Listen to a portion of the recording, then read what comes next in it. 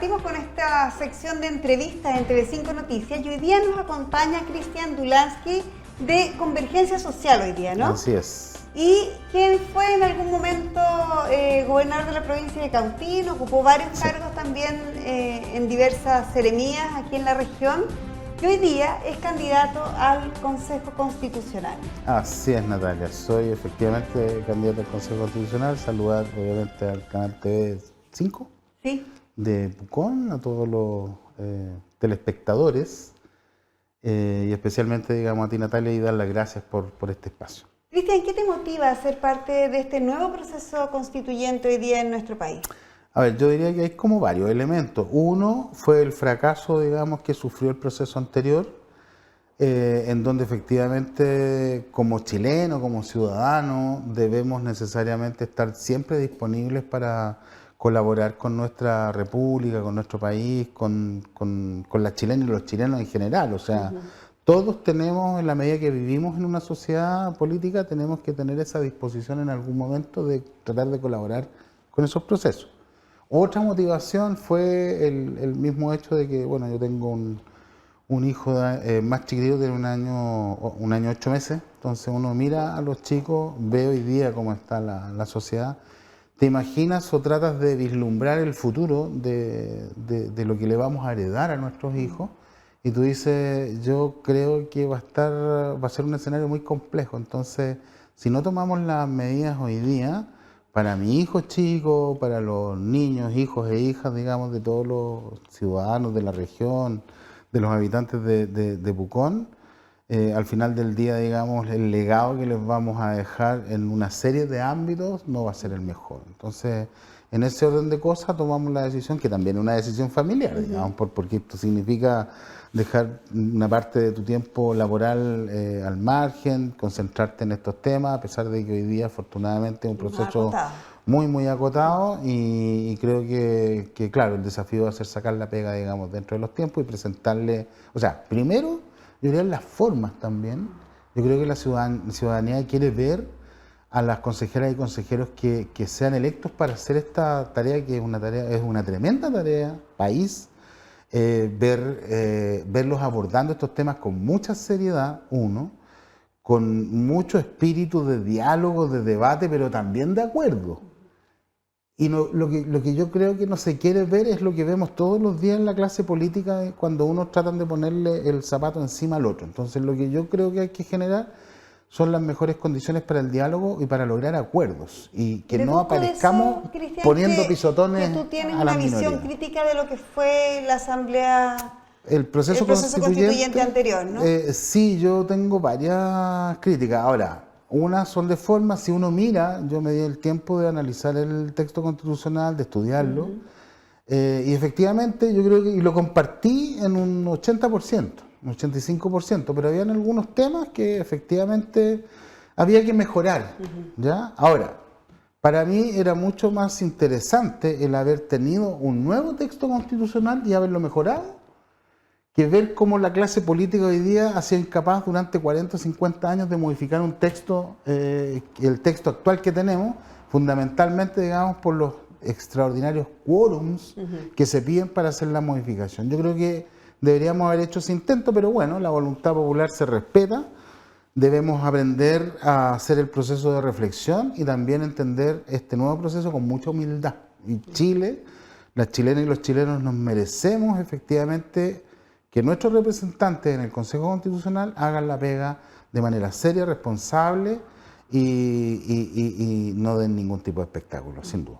Cristian, tenemos la sensación nosotros como medio de comunicación, por lo que hemos conversado con la gente en la calle, que hay poco, no sé si la palabra es poco interés, pero sí poco entusiasmo con este nuevo proceso.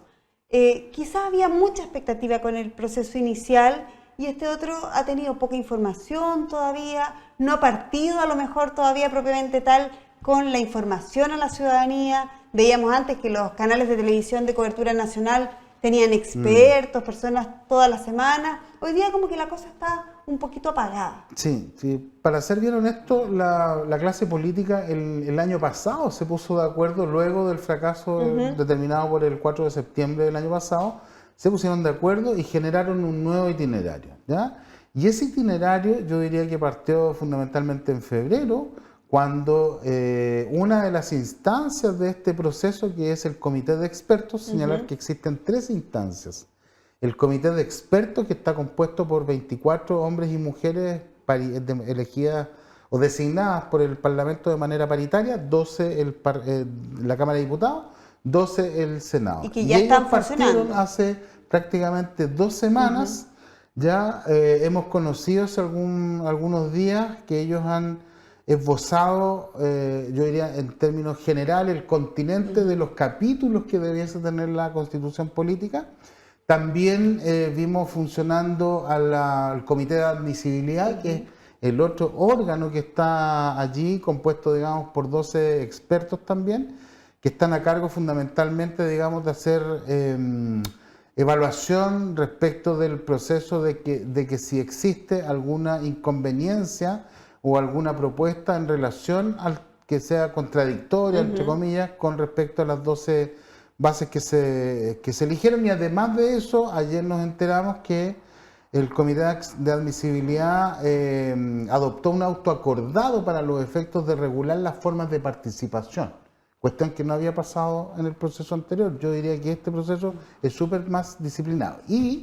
Y el tercer órgano de este proceso es precisamente el Consejo Constitucional, que está integrado o va a estar integrado por 50 miembros paritarios, es decir, 25 hombres, 25 mujeres, más 3 integrantes supernumerarios, representantes de los pueblos originarios. Entonces, es como tú decías, es un proceso complejo, los órganos son, yo diría que son bastante más regulados, yo creo que va a ser un proceso bastante más ordenado, lo que no le resta que el debate que sobre todo se haga en el Consejo Constitucional va a ser un debate con mucha profundidad y con mucha reflexión. Hemos visto que el comité de expertos se ha puesto de acuerdo, ¿no? En los temas, no han habido, o por lo menos como chilenas y chilenos no nos hemos enterado, digamos, de posiciones muy contrarias, muy peliagudas, o que aparezcan por la televisión debatiendo los temas internos. Entonces también yo creo que esa es un buen mensaje que de alguna manera nos va a invitar a quienes resulten electos en el Consejo Constitucional a debatir efectivamente de manera seria, tranquila, reflexiva y generar procesos de acuerdo. Y yo creo que ahí... Esto de la propuesta de los bordes, esto de la propuesta con bordes, y la gente lo ha manifestado Natalia, como que ¿para qué nos juntamos si ya está todo definido, digamos? Yo, 2 cosas. Uno, en lo personal no comparto el proceso, pero parece que nos pasamos como de un extremo, nos fuimos al otro extremo, ¿no? De no tener nada, de tener una hoja en blanco con participación de comités de expertos muy, yo diría muy somera, con el establecimiento, digamos, de bordes, porque también hubieron bordes en el proceso anterior, pero fueron 3 o 4, ahora hay 12. Entonces, la verdad las cosas que, insisto, no compartiendo eso, yo creo que va a ser un criterio ordenador. La voluntad popular en este proceso se va a reflejar en el debate que se haga a nivel del Consejo Constitucional, y yo creo que ahí el Consejo Constitucional podrá efectivamente abordar los temas, profundizar los temas, interpretar los temas para los efectos de darle contenido, ¿no? A este continente de temas que va a entregar efectivamente, que está entregando el comité de expertos. Ahora, o sea, que estén los títulos de los temas no quiere decir que los temas están zanjados. Así es. Ahora, en todo caso, la obligación por modificación constitucional es que el comité de expertos va a elaborar un borrador de propuesta, un anteproyecto. Y ese anteproyecto va a ser debatido, votado, acordado por parte del Consejo Constitucional. Cristian, otra cosa que es llamativa es que hoy día todos hablan y parece haber un acuerdo en el Estado Social y Democrático de Derecho, lo que también corre un poco el paradigma, ¿no?, de lo que es hoy día nuestra Constitución. Sí, efectivamente, nuestra Constitución no define, o sea, no aparece definido tan claramente. Lo que sí hace relación a que el Estado más bien ejerce un rol subsidiario, ¿ya? Y la subsidiariedad se contrapone a lo que nosotros hoy día entendemos por Estado democrático y social democrático y de derechos. ¿Y por qué se contrapone?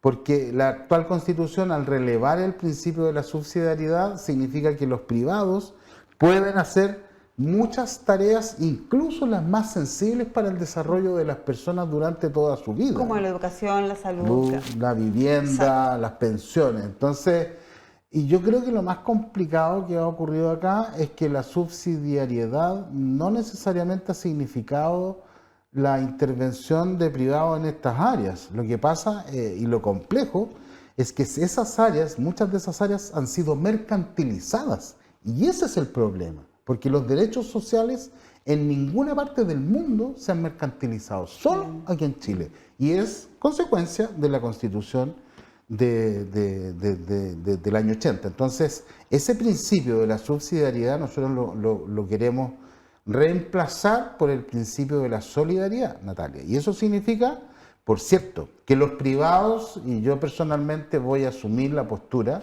también de proteger el proceso económico de Chile, de también defender, digamos, el rol que juegan los privados en nuestro país, que es absolutamente destacable.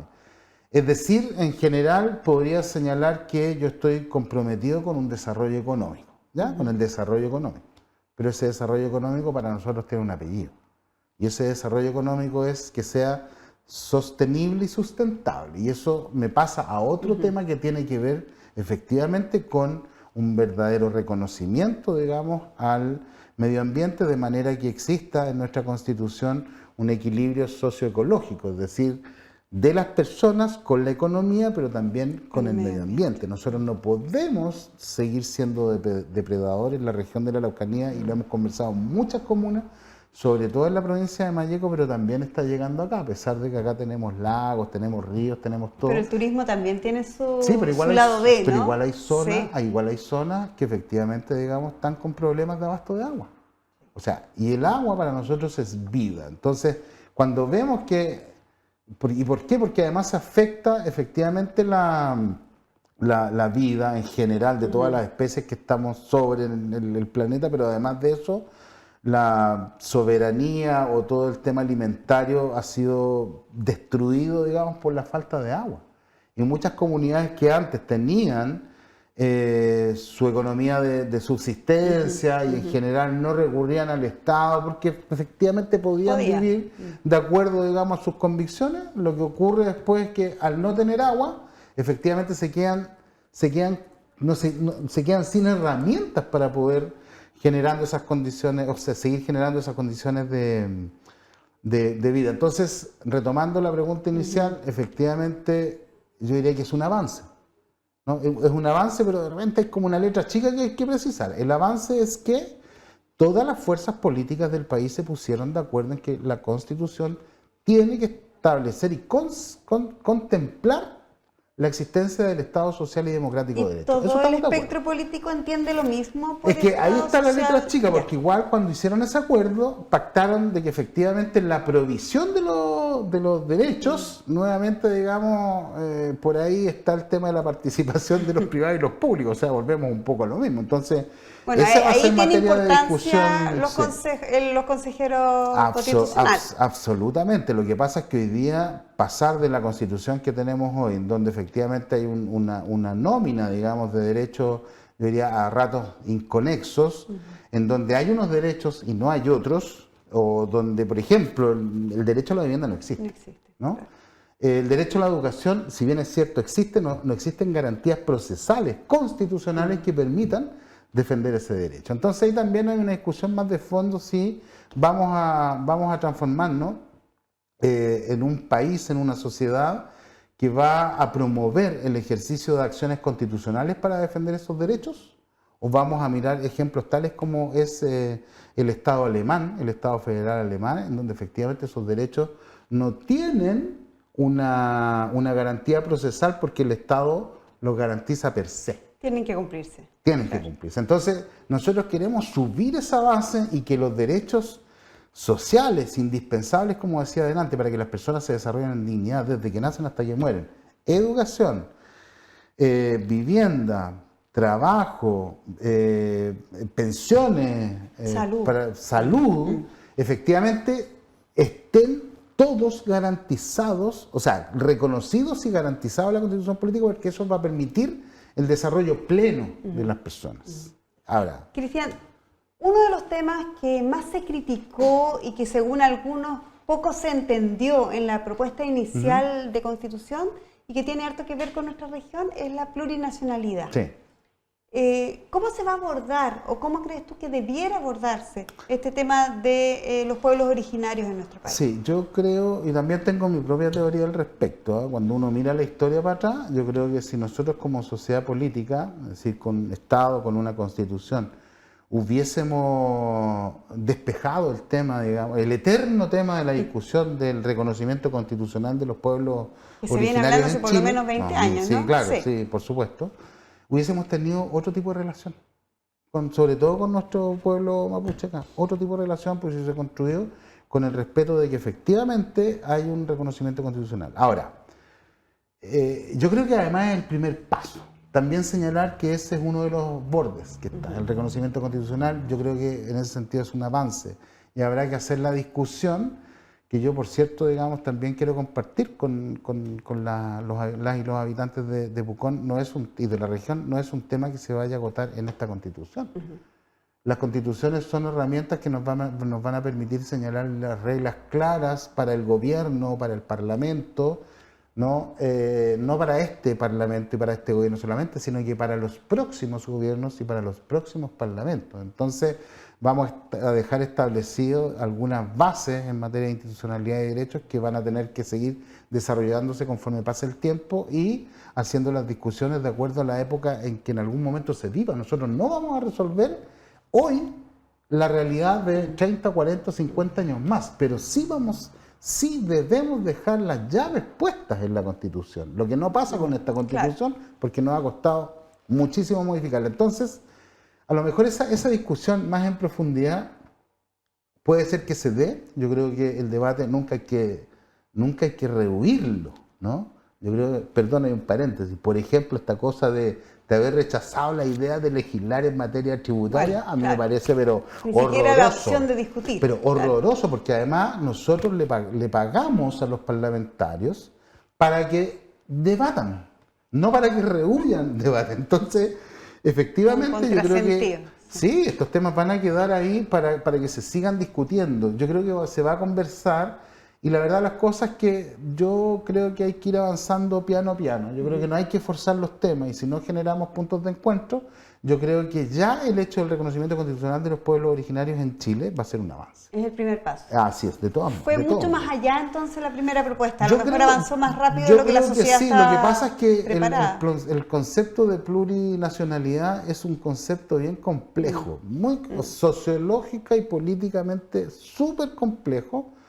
Para los abogados, ¿no? O para los profesionales de las ciencias sociales, entonces para las personas comunes y corrientes, sí, que no tienen, supuesto, digamos, ninguna información. Es un tema, yo diría, absolutamente inentendible, porque cuando tú hablas de plurinacionalidad, hablas del reconocimiento de ciertas autonomías, hablas del reconocimiento de ciertos estatutos jurídicos propios. Entonces, cuando tú empiezas y te adelantas mucho en la discusión, se provocan esos problemas. Pero fíjate tú, Natalia, que si nosotros miramos la Iglesia, que yo creo que también es un actor relevante en el desarrollo de nuestra sociedad, ya hace un par de décadas atrás la Iglesia Católica, en uno de los encuentros, digamos, que definen algunas posiciones respecto de minorías y otras, ya la Iglesia Católica hace 20 años atrás estaba hablando de autonomía de los pueblos originarios.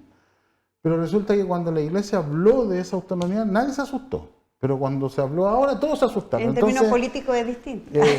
No, justamente lo que pasa es que a veces el y se debate ven intencionalidades social, diferentes también. Sí, claro. El problema es que uno podría perfectamente pensar que con los temas de autonomía, ¿no? Y de los avances en el desarrollo de la plurinacionalidad, el hecho de reconocer la existencia de naciones significa, bueno, como somos nación, tenemos derecho al territorio. Y como tenemos derecho al territorio, yo diría que cuando uno estudia derecho político, cuando uno estudia derecho constitucional, cuando uno estudia, digamos, la politología, se va a dar cuenta de que en el concepto de nación, ¿no?, de Estado, al menos emanan algunas características y algunos requisitos. Exacto. Y para ser nación-Estado como es Chile, ¿qué necesita?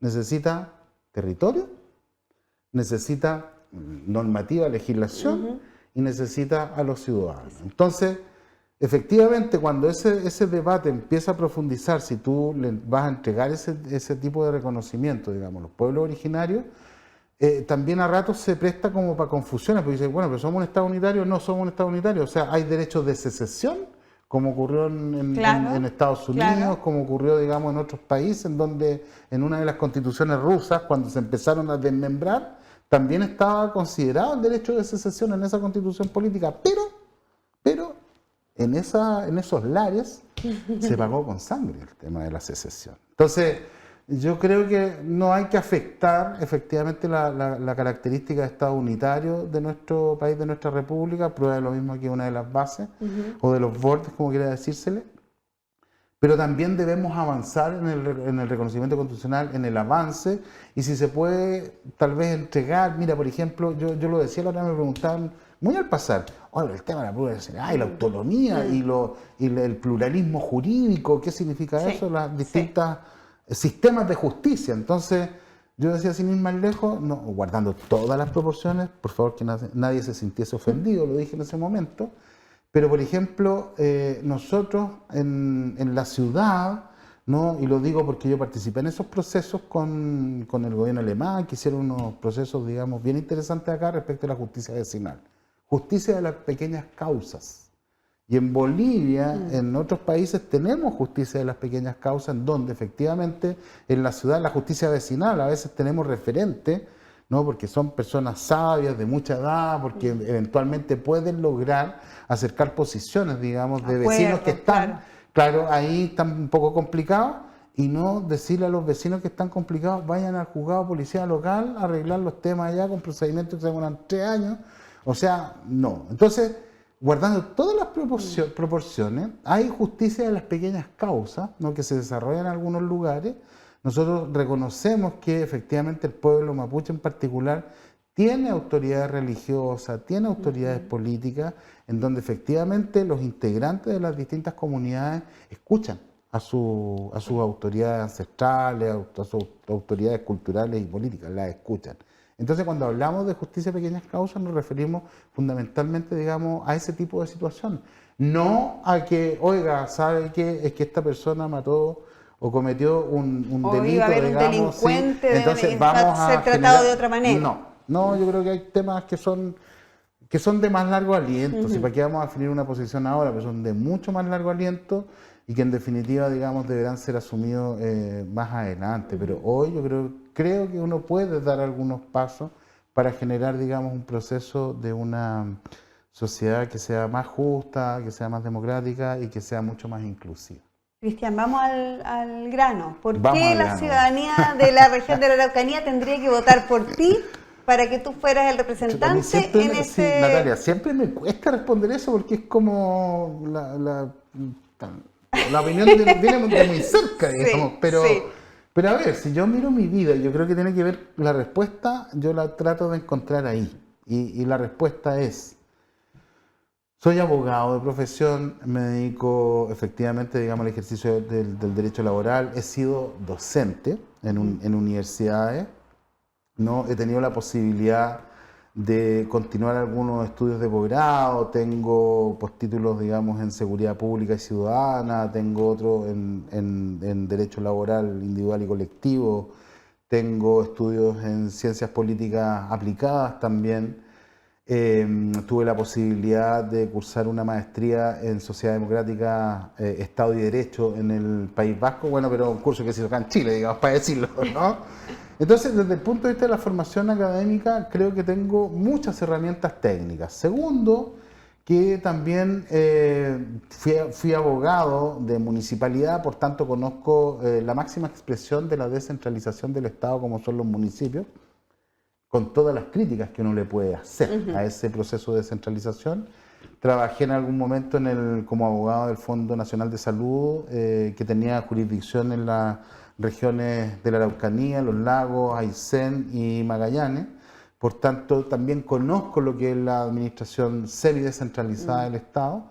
Y por cierto, terminé en algún momento trabajando en la administración pura y dura desde el punto de vista del centralismo, como son las secretarías regionales ministeriales, como es la gobernación o una gobernación en general. Antiguamente, hoy día la gobernación ha cambiado. Un poco distinta. Sí, es un poco distinta. Sí. Pero tuve la posibilidad, digamos, en el ejercicio profesional laboral, en mi paso por el sector público, de conocer todo eso. Lo que me da también una perspectiva de mucha experiencia respecto de saber qué teclas son las que hay que apretar y modificar. ¿Y cómo podría mejorar ese funcionamiento del Estado? Para generar efectivamente un mejoramiento, digamos, del Estado, y eso tiene que ver también con las posiciones que tenemos muy claras en el sentido de la gobernanza, ¿no? Hoy día no podemos seguir teniendo un sistema hiperpresidencialista. Hay que lograr un mayor contrapeso entre el Ejecutivo y el Legislativo, con las variantes que conversábamos delante respecto, digamos, del Congreso.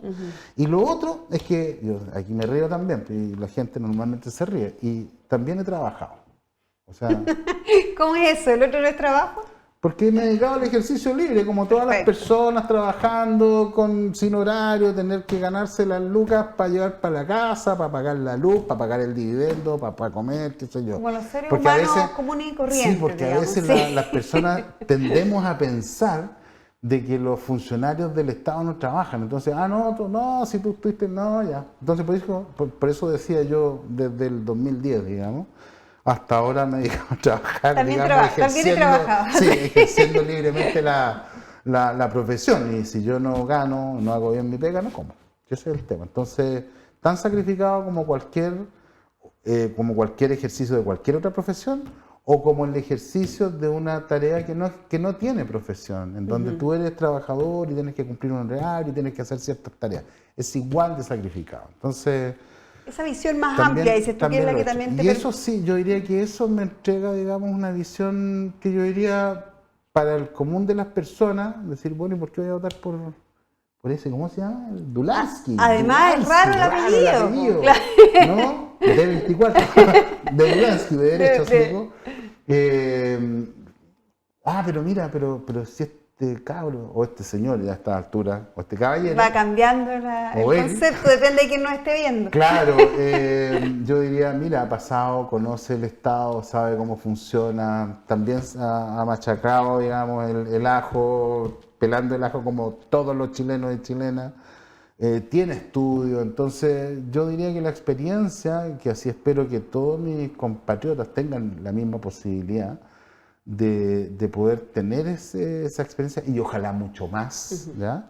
Para poder seguir participando en el ámbito del desarrollo social y político de nuestro país. Entonces, yo no sé, pero yo creo que esas son mis fortalezas. Podré tener debilidades todavía, nadie me las ha dicho. No, pero yo sé también que uno tiene sus debilidades, pero yo creo que mis fortalezas en este caso me preceden, y creo que es una buena carta de presentación para el trabajo que hay que desarrollar de manera seria y contundente. Elecciones que además son en mayo y que son obligatorias, ¿no? El 7 de mayo tenemos una primera elección, que es en la que la región de la Araucanía y la comuna de Pucón van a votar o van a elegir por 5 miembros al Consejo Constitucional. ¿Ya? Y esa elección es obligatoria. Ahora, la invitación es a que vayan a votar no por el temor a la multa, sino que porque escucharon, porque se informaron, porque le creyeron que hay personas que están en condiciones para los efectos de participar en ese proceso tan complejo. Y también tenemos otra elección el 17 de diciembre, que también es obligatoria, y es allí en donde vamos a ir a definir finalmente si estamos a favor o en contra. No sabemos todavía el léxico ese que se va a utilizar en ese proceso. Rechazo y apruebo, yo creo que no. Ya no. Pero sí, si estamos a favor o en contra, ahí veremos las palabras mágicas, digamos. Pero también esa elección va a ser obligatoria para cerrar el proceso. Muchas gracias, Cristian, por habernos acompañado hoy día. Gracias a ustedes también por la fiel sintonía en todas nuestras entrevistas. Que estén muy bien.